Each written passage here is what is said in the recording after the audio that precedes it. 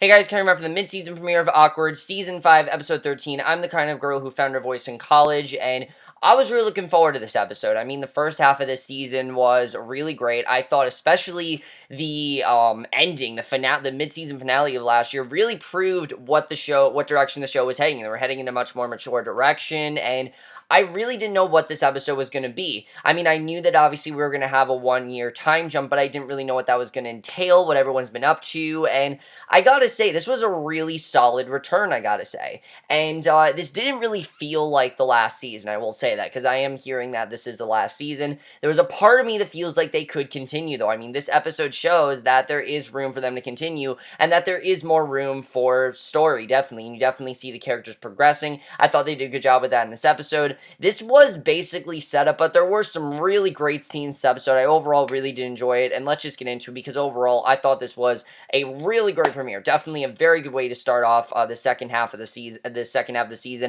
second half of the show, because already it feels like a very different show. I mean, it's still awkward, but it feels more mature, and it feels different, and I like the way that they did that.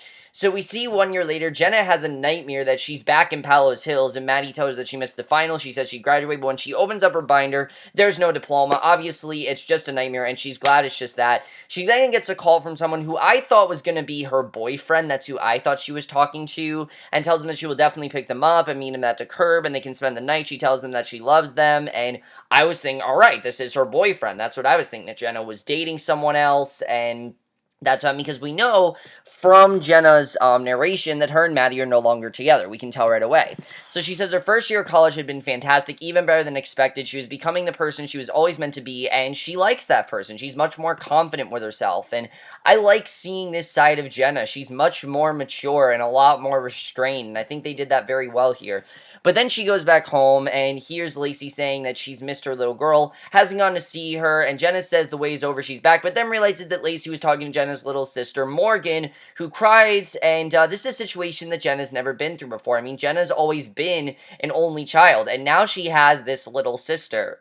And it's kind of a situation, like I said, it's really something that Jenna hasn't dealt with before, because her parents has always given her full attention. They've never had another kid. And now that they do have this daughter, it's not that Jenna's jealous, but she realizes that she can't always be the center of attention. It's interesting to see in this episode that they did a very good job with that. And I did think they did a good job with not just having a random, child. We obviously knew that Lacey was pregnant. We knew that she was going to have a baby, and I like that we saw that here. So she sees Lissa is there too, and we find out that she's actually the nanny. She's basically living on home nanny. She didn't know that Jenna was coming back today. Jenna says she came back last night very late, which is why no one waited up. Lacey says she's sorry, they've just been so crazy, and Jenna says that they forgot that she was there, and Jenna says she knew she had undergone a dramatic transformation while away at college, but surprised that everyone else had too. Suddenly she was a stranger in her own home.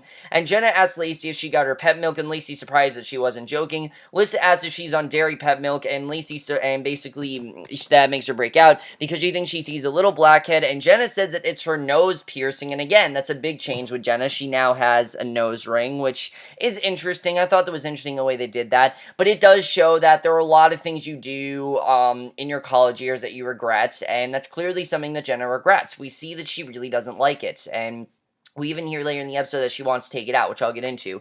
So she asks Lissa if she's always thought there, if she's always there this early, and Lissa says that she usually just stays the nights, and Lacey tells Lissa that Morgan needs to go down, tells Kevin she'll be back for dinner. Kevin says he's not sure he will, and they both head to work, and Jenna says her triumphant return hadn't been as triumphant as she thought, but the day had only started and she could rely on the one person who could always cheer her up. And then she sees Matty, and we see that this is definitely not the person she's talking about. Her and Matty, things are not good between these two adults. She says that she's the one person she hopes she wouldn't have to ever see again, and after what happened, she didn't think she would. She sees him greet his mom and get in the car, and what I like about this episode that we don't find out what happened between Jenna and Matty. I don't want to find out yet. I think right now we need to just explore how this show is going to be 1 year later. Now is not the time for this reveal. This is something that they have a lot of time to reveal, and I'd love to see what happens with that, and I definitely think we are eventually going to find out what happened, but this episode, we have yet to find out what happened between Jenna and Matty, and I'm perfectly okay with that. I don't need to know, honestly. I know that there are people that obviously want to know, but for me,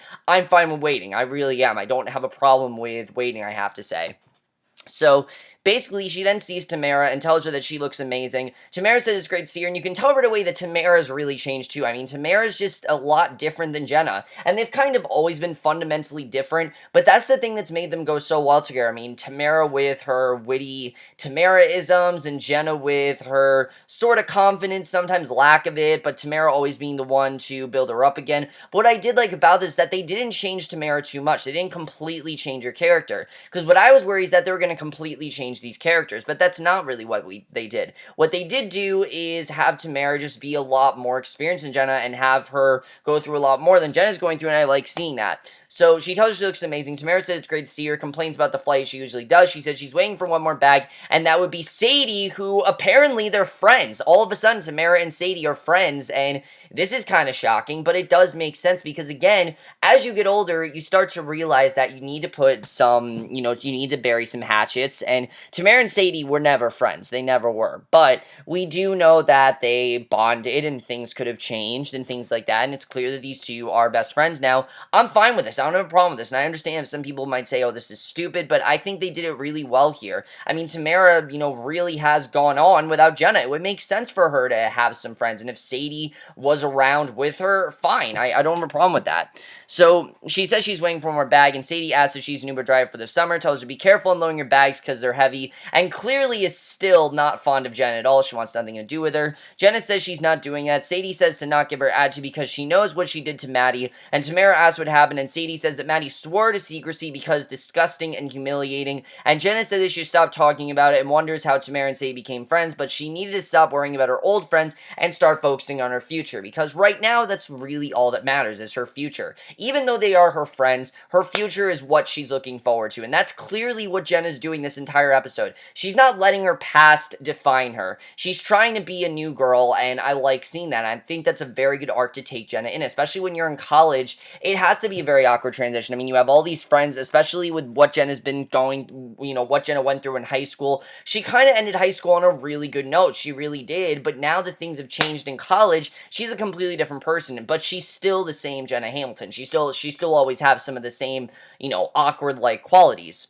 So she goes to her new job at Idea Bin, which pretty much is like BuzzFeed, kind of. It's a website where she scored a competitive summer fellowship that blends journalism and personal essays with listicles and quizzes, and it quickly got in both a lot of traffic and reputation as an incubator for hot young writers. And the associate editor, Ethan, who I love this character. Not only do I find him very witty and funny, but I also really like the kind of reality check that Ethan brings to Jenna. He's the first person, I think, that really isn't a huge fan of Jenna's work. I mean, we haven't really seen someone put down Jenna's work, and it's not that Ethan is putting down her work, but what he says to her, I mean, you really see that he means business, and I like that. I thought that Ethan was going to be kind of a pushover. What I liked is that you really see that he does mean business, and I like seeing that. So he comes up to her, welcomes her, then she meets some of the other workers there, tells her that this is a safe, nurturing space where they encourage both types of lolling, laughing out loud, and living out loud. Jenna sits down and meets Ophelia, who you can tell right away is Jenna's superior. I mean, this is clearly someone that Jenna's going to be in competition with, and, if it gets to her or not, that's kind of what she has to decide. And I like this character of Ophelia, because Ophelia is not a bitch. She really does seem like she cares for Jenna, and she understands why she's there. And she has her this intimidating. Ethan tells her to not be intimidated and asks Jenna for her Twitter. She says she hasn't been tweeting much. He sees that she has 40 followers and hasn't tweeted since October. So clearly there's a reason why, and she says that she kind of is dark on social media, and he then judged her in using the word boo in relation to her boyfriend, which he feels hasn't been relevant since 2005, and he says Ophelia has 11,000 followers. She says she respects her social media boycott. She wishes she could wean herself, but she sucks at weaning because she was breastfed until she was 6, before she was chic, and Ethan tells Jenna to work there. She needs a brand, and they establish and cultivate that brand on social media. That is how the clickbait gets clicked and how her sickness will go viral. So basically, she needs to, get back to social media because obviously it's one of the big things they need to do. So Ophelia says she wishes she could just help her, but she spends too much time futtering with Twittering, which I thought thought that was pretty funny. And Ethan says that she'll definitely catch up, and you can tell that Jenna has a lot to work with here. I mean, there's a lot that she's dealing with, and I thought they handled that really well. So then we see Jake is with Matty, and he's now an employee of the Palos Hills Country Club. If you remember, Jake didn't really have much of a direction at the end of the season. He was kind of just taking a gap year, and it's clear the gap year has been a lot more than a gap year. He's now in this Palos Hills Country Club, and he's even more successful than Matty. I mean, we don't really know what Matty's been doing. We know that he's been in Berkeley, but we don't really find out what Matty's been up to. He tells Matty that how important professionalism there and what terms are, and Matty tells him right away that he's so serious, and Jake says this is his job. Matty says he's got his job, and this is going to be a blast, says he wasn't excited about coming back for the summer, but now he is, and Jake asks if he's going to tell him what went down with Jenna, and Matty says Jenna who? It's clear that he's over her. Well, he wants Jake to think that at least, but he's not over Jenna. I mean, I think that, he wants him to think that, but it's clear that Matty, there's clearly something terrible that happened between him and Jenna, and he's trying to think, not to think about it at all costs, and it's very interesting to see what happened there.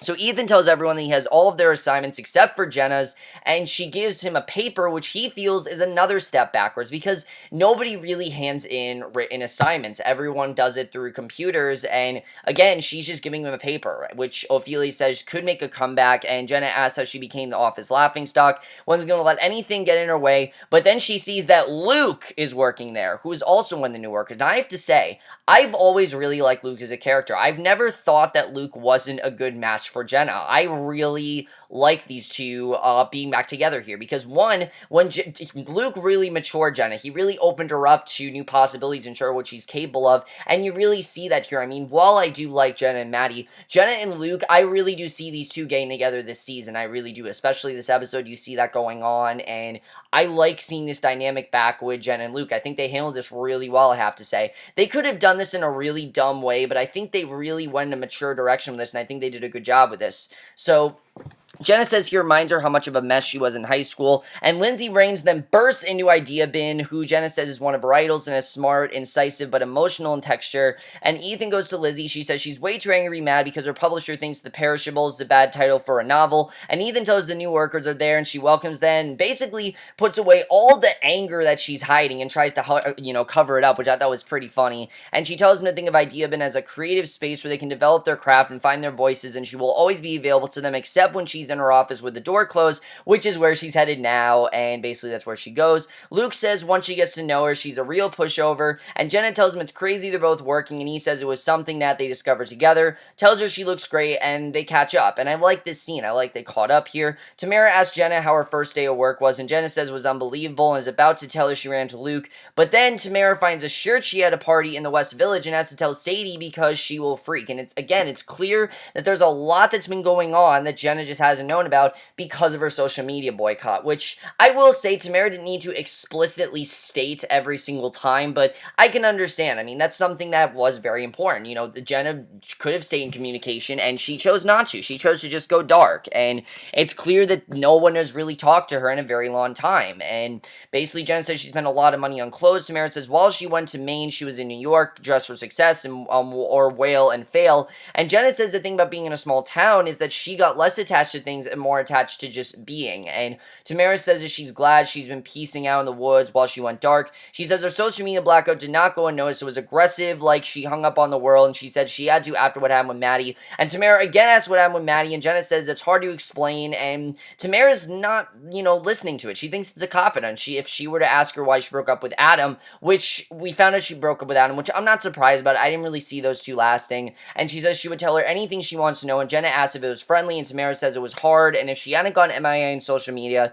she would have already known that, and I thought they handled that well, again, because it seemed like it was a mature breakup between Tamara and Adam, but the thing is, we don't really need to know those two broke up. We just know they broke up. We know that things are really bad between them, and it seemed like it was an amicable breakup, but obviously it was very hard for her to do. She really cared about Adam. She really wanted to be with him, and I think Tamara just realized that there really was no hope for them, and that they were going in such different directions that they just couldn't really be together, and it's sad, but I like that Tamara faced that and told Jenna that's basically, what happened, that she just realized that it really wasn't going to work, and I thought they handled that really well.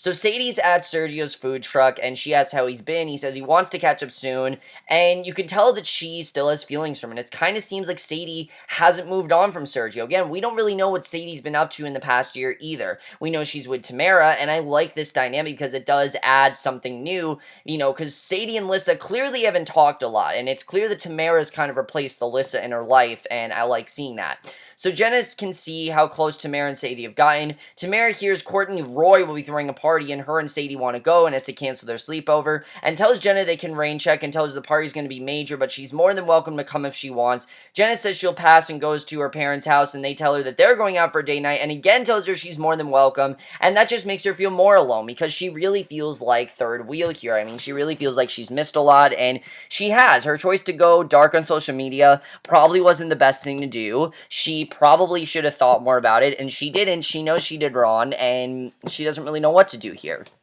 So basically, we then see that, Lissa, she tells Lissa she doesn't have to stay. She's more than welcome to take care of Morgan. But when she takes Morgan in her arms, she starts to cry, tells Lissa to stay. And we get this really good scene, I think, between Lissa and Jenna. There was actually some very good scenes between these two. Lissa says it must have been her. And Luke then tells Jenna they're going to have to get used to seeing each other every day. And Jenna says it's quite a coincidence. And Luke says it's not as a coincidental. He said he might have seen her application on the next trip pushed and realizes that Luke is the reason she got her job. Now, Luke's been working there for 2 years. Luke is no stranger to idea, but he's been a big part of it, and he clearly recommended Jenna. That's how she got there. And this kind of lowers her confidence a bit because now she's thinking, oh, I'm just here because this guy, recommended me. And she tells Luke she got an invite to a high school gathering and she's over Matty drama. She's not that girl anymore. College is giving her a whole new perspective, and Luke says that's good. They go to start out work, and Jenna talks about her essay and what it's about. And Ethan again says if she didn't kill herself, there's really no stakes. That the story's just not interesting because Ophelia did commit suicide for 2 minutes and is much more interesting. So it's clear that Ethan's trying to get her to look much more, less about, what actually happened and focus more on what did happen and try to tell a more interesting story. And I think it's interesting the direction we're going because, really at the end of the day, Jenna's story to a bunch of writers is not that interesting. Yeah, it's interesting what she went through, but now, with all these great stories coming out, I mean, if you were to read a story on BuzzFeed about someone who thought they killed themselves, I'd much rather read a story about the girl who killed herself for 2 minutes than the girl who didn't kill herself. I definitely do see Ethan's point that I really think his character is very interesting. But he's also very funny, and that's something I like about Ethan's character. He's not really a dick. He just is he very much cares about his job, he takes it seriously, and he really believes in Jenna and feels that she could be doing more, and I like seeing that. So we then see after this, basically, we see Jenna, Tamara, and Sadie are in the car. Sadie and Jenna are clashing, and Jenna asks if she grew up at all. Tamara says she really wants to be bisexual, and they're making it really hard. I mean, she really, wants to be friends with both of them, but it's just not easy to do because these two still hate each other. They haven't gotten over the, and the blood that they went through in high school. And Sadie says to go without her because she wants to be with Sergio. Jenna and Tamara then head to the party, and Jenna asks if she sees Matty, and Tamara asks if she's really okay. Jenna says they're all adults and they've all had their thrill of Matty and Jenna drama. Tamara says it's a gift that keeps on giving, and Jenna sees a girl she doesn't know and calls her a sloppy rando and realizes that this sloppy rando is Matty's girlfriend, and Matty obviously is very pissed. Jenna tells Tamara she can't believe that's Matty's girlfriend, and this girl is not at all like the other girls that Matty have dated. This girl doesn't seem proper. She doesn't seem like she's a goody-good, nothing like that. This girl seems like Eva. She very much reminds me of, when Matty was with Eva, and you guys know how much I hated Eva's character.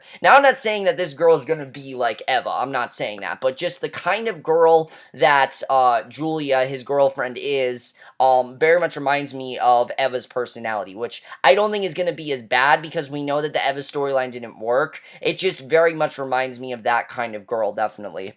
So, basically, Tamara says thank God he's not, and Jake is the bartender, and, that she's happy he's not a frat boy. And Jake's the bartender, welcomes them back, and I like the little, interaction going on between Tamara and Jake. Now, I was thinking at first Tamara and Jake were dating, but it's clear that they weren't. She was just playing with him, calling him babe, things like that. I thought that was pretty funny. And basically, I like seeing Jake as his bartender. So Sadie walks to Sergio's food truck, asks her what she's doing there. And this is a very sad scene. I honestly really did feel bad for Sadie. I felt really bad for Sadie all season. They've really done a good job, I think, like I said, of really humanizing Sadie. That's really been a big part of this season, and this was a really great scene. She says he wanted to see her soon, so now is soon. He says he's very busy, but can't keep track, and she says a woman in a truck, and assumes he's having sex with her, but then realizes that it's his mom, and his mom says now she knows why he doesn't want her to meet Sadie, and Sadie tries to call him in and apologize to her, but she's not having it, and she tells Sergio she can get over it, and Sadie asks Sergio where he wants to go, and he says he has plans with his girlfriend, Julia, and she says they'll just have to do another time, and is clearly heartbroken about this, that, they had to do another time. It's very sad to see, and, I'm not, this girl doesn't seem like a bad girl by any means, but it's clear that Sergio's moved on from Sadie, and she hasn't moved on from him. She still loves Sergio, which I can understand. They had something, and they didn't really get to explore it as much as she wanted them to, and it really seemed like these two are getting back together, and now it seems like he's completely moved on without her, and she's really upset. But I do think that Sadie is going to move on. I do think that she's not going to give up. We saw in that promo that she's going to try to have sex with Sergio, but I really hope that she doesn't do something stupid, because it really seems like that's what she's going to do. So Jake and Lissa make out, tell Jenna they've been dating for 6 months, which I'm not surprised about, I have to say, because we know towards the end of the first half of the season, these two were really starting to connect. They really were. They were getting a lot closer, and especially in that scene in the prom episode, I pretty much think confirms that these two are getting back together, and I'm happy to see they're back together. They work well. They really do. I mean, they both are, seem to be the happiest out of everyone. I mean, Tamara's happy too, but Jake and Lissa definitely seem to be the two that are, doing, the most, doing the most and being in the happiest and things like that, and the richest and things like that. And and Tamara said this is something she would have known she was on social media. Sadie's back at the party, tells Tamara what happened with Sergio, and we get this really great scene with Jenna and Lissa. It was honestly a really great scene, especially since Lissa usually is such an airhead. I really like the way this was done. So Jenna asked Lissa if it was weird when she came home, and Lissa said it's been super fun. She is a baby, and she's always wanted to be a Palos Hills mom, and her parents are super cool, and let Jake spend the night whenever she wants, and basically says a typical Lissa response, but it really shows how much Lissa's moved on and Jenna hasn't. Sadie's venting about Sergio, and Jenna says it's not always easy to communicate long distance. Tamara tells Sadie that Jenna's still her friend. Jenna says it's reassuring to know that someone hasn't changed, and then she gets hit with a ball by Matty's girlfriend, supposedly accidental, but I honestly don't know. I mean, for all we know, Matty could have told her to hit her because, he was really upset of what Jenna said, and Tamara says they should try to be civil to each other, and gives Matty, his girlfriend's ball, and Matty says to take some of the stink off of it, and she says it came with, that on it, and he asks if that's what she calls it, and she says she calls it rudeness, and tells him this is not what she expected out of him, and he says the pretentious bullshit she's putting on is exactly what he expected of her, and Jenna asks if it's because she doesn't like throwing balls at people's heads and playing drinking games, and he says it's pretentious because she's turned into some self-righteous hippie chick, thinks she's better than everyone with some stupid thing in her nose, and obviously, she's really upset. But this coming from Matty, I mean, clearly something very bad happened, so she's not surprised that Matty said this. I mean, Matty clearly has grown very bitter after their breakup. And again, I like that we don't know what happened, because we don't know really who's at fault here. We don't know if Jenna did something wrong, if Matty screwed up. We don't really know, and I want to find out, but now's not really the time. Now's the time to see Jenna move on from it and then deal really with what happened, because she doesn't want to tell anyone right now. Matty's not telling anyone either. It's clear these two do not really want to face the situation right now because they're not over it yet. So Jenna's in bed, thinks about her and Matty, then picks up Morgan, and we get this really sweet scene between Lacey and Jenna. I always love the scenes between these two, but I think it always shows that Lacey will always love Jenna. No matter what happens, she'll always love her, and she'll always be that great mom, and I just love seeing that. So Lacey comes in, tells her to rock her a little. She needs to get used to her big sister, and Jenna says she wasn't really prepared. Lacey says she knows she's had a bit of a rough landing, and she's sorry, and Jenna says it's not like she's been paying attention, and tells Lacey everything that's changed. Lacey says says when everyone stops trying hard to be adults, they'll stop acting like children, and assures that they're still the same people. She says that she's changed, and Lacey agrees she's more confident and smarter, and to not stop being that sweet, sensitive girl she knows and loves, and tells her she got some sanitized wipes for her nose ring. And Jenna says she's gonna take it out. She's really not feeling it, and it's also getting a little infected. And Lacey says she knows and says she's sorry. Morgan is in her room and she doesn't have space to do her writing, and Jenna go and basically, she's upset about that, but Jenna doesn't need to be upset because she then goes to Idea Bin to vent out her feelings, which is kind of what Ethan was trying to get her to do. Don't hold back. Don't try to just tell, the story that, people want to hear. Tell the story that you want to tell, and that's exactly what she does. And basically, she types her headline, "I'm the kind of person who found her voice in college," resembling the title for this episode, which she feels a confrontation letter to herself, and she posted and tweeted anywhere and everywhere, and Luke comes in and asks what she's doing here so late. She says she's trying to write something that Ethan won't hate, and he says if he pushes her, he feels she has something, and she says he sees a girl who thinks her boyfriend got her the job, and he says he wouldn't have gotten her the job if he didn't think that she were talented, which she was, and she asked why he didn't tell her up front before she started, and she says that the thought didn't even come to him that she was insecure because he wasn't at all worried about it. He thought that this was the right thing to do and that she would be fine with it. And, he didn't really think much of it, that, she would love that he did this for her because, this was something that she wanted and she's going to make him look good. And she says she's no Ophelia, and he says he didn't even like her essay that much. He doesn't feel she has much competition, that Ophelia just isn't as good as a writer as Jenna, which I thought was very interesting, that she only got the internship because her dad's tight with Lizzie, and he got it because he was in Lizzie's class, and it's not too much that happens that's completely blind. So Jenna really, again, was a few people that just got recruited, but for a good reason. It wasn't just because she's friends with someone, it's because she's a really good writer, and Luke sees that, and knowing someone helps. And she says she feels so naive, and he says he didn't want to delusion her, and she says he can, and he says she's not the same girl she was last year. She says she's sorry to disappoint him. He says he's not disappointed. She keeps getting better and better, and they quickly make out on the couch. She closed her laptop. I'm assuming they have sex, and that's how the episode ends. And I'm fine with this. I'm okay with Jenna and Luke getting back together. I have no problem with that. I mean, the main reason they broke up is because Jenna was a senior in high school and he was a freshman in college, and it just was very complicated for them. But now that Jenna's grown up and matured and gone through college and really knows what college is like and things like that, and really, has someone on her side that really cares about her, I think this is fine that Jenna and Luke are together. I like seeing them back together. I think that Luke's always been a good guy to Jenna, and I really have no problem with these two getting back together. And obviously, I want to find out what happened between Jenna and Matty, but I have no problem with Jenna and Luke getting back together. I think it's actually very sweet that they want to get back together. I really like seeing that overall. Really good stuff between those two, and I'm looking forward to seeing what's going to happen there.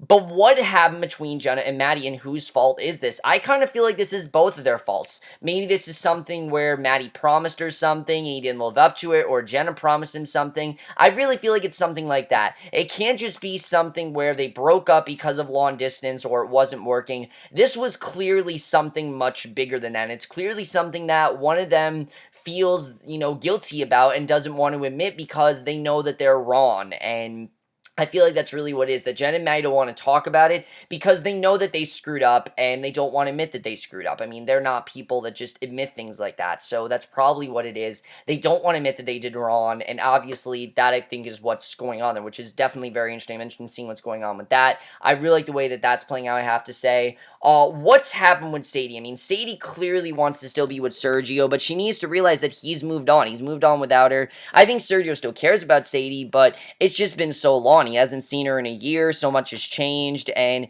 I do feel like Sadie's not going to stop pursuing Sergio, and that's not a good idea at all, because clearly he wants, I'm not going to say nothing to do with her, but he clearly is thinking of her differently than she thinks of him. So definitely very interesting to see what happens with Sadie. I do like the Sadie-Tamara dynamic, and I do hope that Sadie and Jenna try to get along. It really seemed like in the finale that's the direction that they were going, and I want to see that happen. I don't want to see Sadie regress. I think Sadie's always going to be somewhat nasty to Jenna, but I did like in the finale that they were moving them in a friend sort of direction. In this episode, it seemed like they're not. So I do hope that through Tamara, these two are going to start to connect, and we'll have to see what happens there.